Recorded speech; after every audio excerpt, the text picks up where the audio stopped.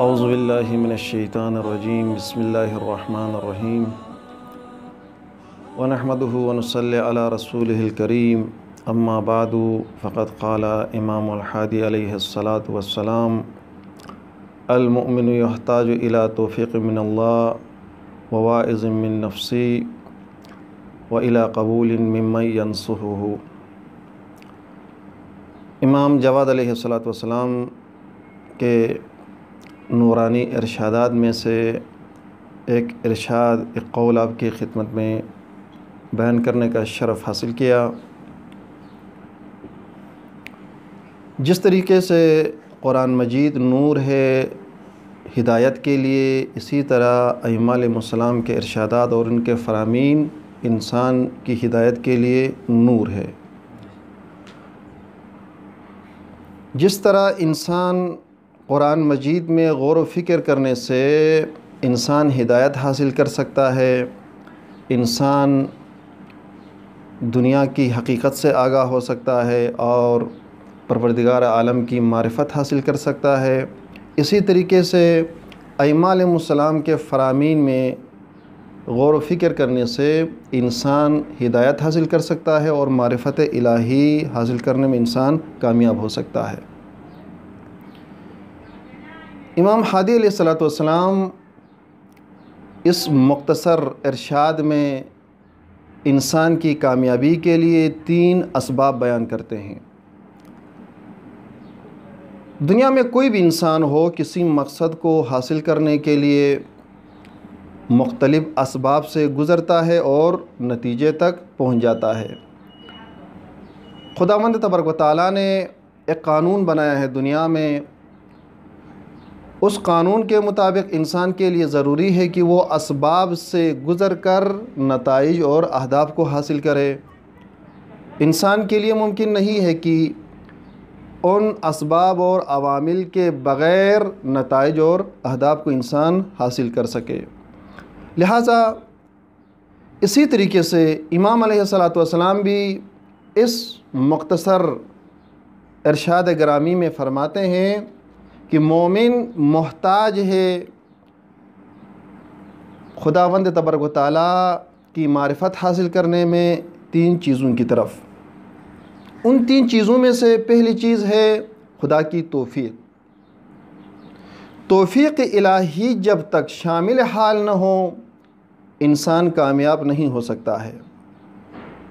انسان کے لیے ضروری ہے کہ توفیق الہی کے لیے انسان دعا کرے، اور روایات میں ہیں جس میں بہت زیادہ تاکید ہے کہ انسان توفیق الہی کے لیے دعا کرے۔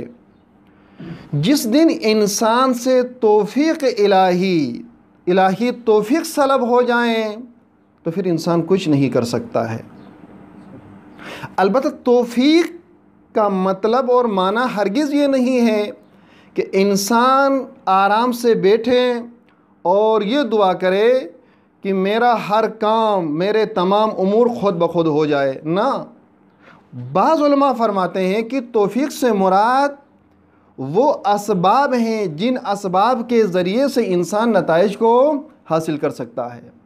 انسان اسباب کے ذریعے سے جب نتائج حاصل کر سکتا ہے تو اسباب کا ملنا، اسباب کا فراہم ہونا، یہ توفیق ہے۔ مثلاً نجف اشرف میں آنا یہ ایک توفیق ہے، صحت کا صحیح ہونا، تعلیم حاصل کرنے کے لیے یہ ایک توفیق ہے، اساتذہ کا ملنا توفیق ہے، تقوی حاصل کرنے کے لیے امیر المومنین کے جوار میں رہنا یہ ایک توفیق ہے، یہ توفیق ہے، اسباب کا ملنا یہ توفیق ہے۔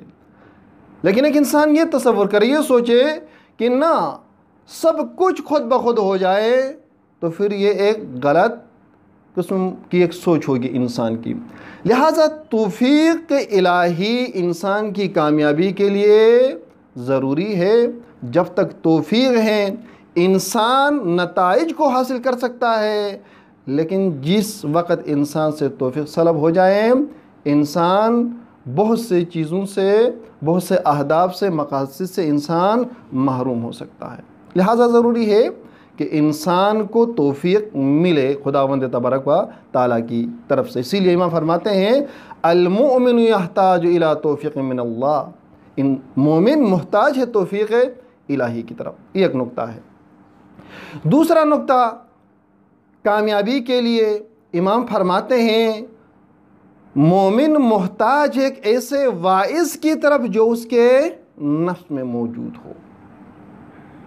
انسان کے نفس میں واعظ موجود ہو، انسان کے نفس میں محرک موجود ہو، انسان کے نفس میں عامل موجود ہو، وہ محرک، وہ عامل انسان کو بیدار کرے اپنے مقصد کی طرف۔ دوسرے الفاظ میں انسان کی ضمیر زندہ ہو۔ اگر انسان کا ضمیر زندہ نہ ہو، اگر مردہ ہو، تو نہ وہ ہدایت حاصل کر سکتا ہے، نہ وہ اپنے مقصد کی طرف متوجہ ہو سکتا ہے، نہ اس کے اندر احساس ذمہ داری ہوگی۔ انسان کے اندر احساس ذمہ داری اس وقت ہوگی جب انسان کے اندر واعظ موجود ہو، محرک موجود ہو۔ وہ محرک انسان کو مجبور کرے اپنے اہداف کی طرف، اپنے مقاصد کی طرف حرکت کرنے پر۔ ضروری ہے انسان کے اندر محرک موجود ہو، واعظ موجود ہو۔ اگر واعظ اور محرک انسان کے اندر موجود نہ ہو تو 1,24,000 انبیاء آ کر انسان کو بیدار کرنے کی کوشش کرے تو بھی انسان بیدار نہیں ہو سکتا ہے۔ اگر انسان کے اندر محرک موجود نہ ہو تو خارجی عوامل، خارجی اسباب، خارجی محرک انسان کے اوپر اثر نہیں کر سکتا ہے۔ لہذا ضروری ہے کہ انسان کی ذات کے اندر محرک موجود ہو، انسان کی ذات کے اندر واعظ موجود ہو، تاکہ خارجی عوامل، خارجی اسباب انسان کے اندر جو محرک ہے اس محرک کو آسانی کے ساتھ اپنے اہداف اور اپنے مقصد کی طرف متوجہ کرے۔ لہذا وہ انسان بیدار ہو سکتا ہے جس کے اندر محرک موجود ہو، واعظ موجود ہو، جس کے اندر محرک پہلے سے موجود ہو۔ اگر محرک موجود نہیں ہے، اگر جس کی ضمیر مردہ ہو تو نہ قرآن اس پر اثر انداز ہو سکتا ہے، نہ ائمہ علیہ السلام کے ارشادات اس کے اوپر اثر انداز ہو سکتے ہیں، نہ قرآن اس کے اوپر اثر کر سکتا ہے۔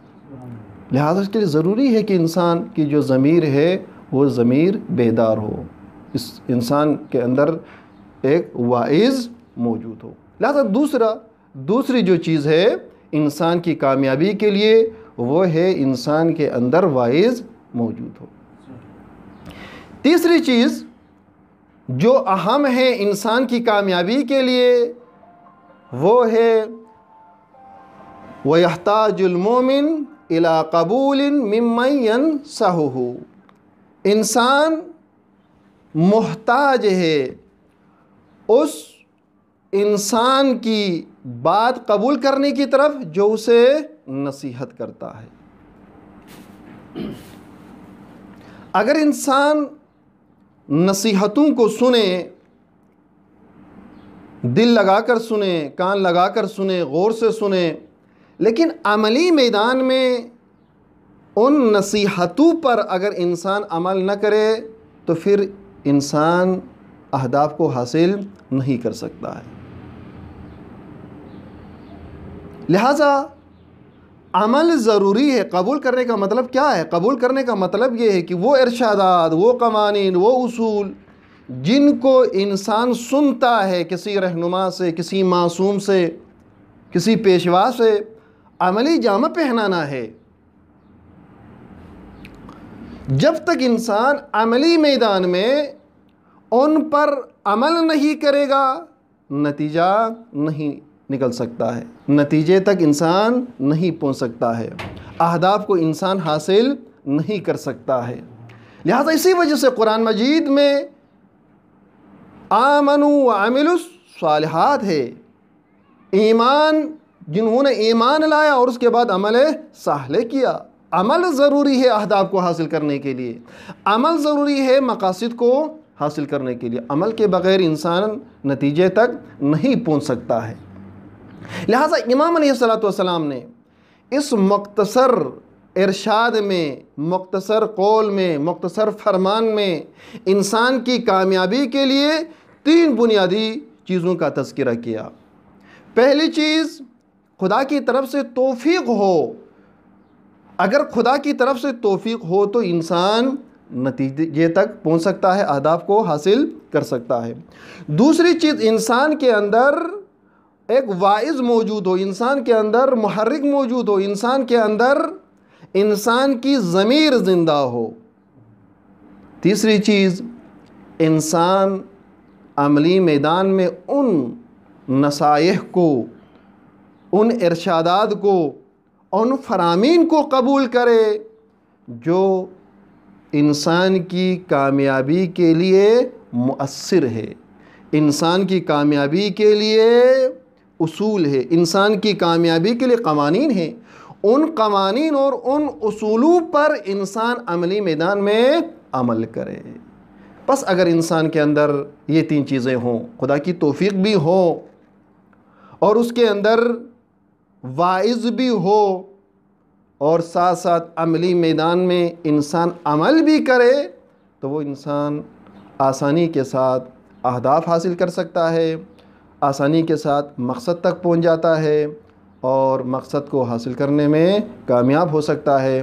دعا ہے بارگاہ الہی میں کہ پروردگار عالم بحق امام ہادی علیہ الصلوۃ والسلام ہم سب کو اس ارشاد گرامی پر عمل کرنے کی توفیق عنایت کرے۔ السلام علیکم۔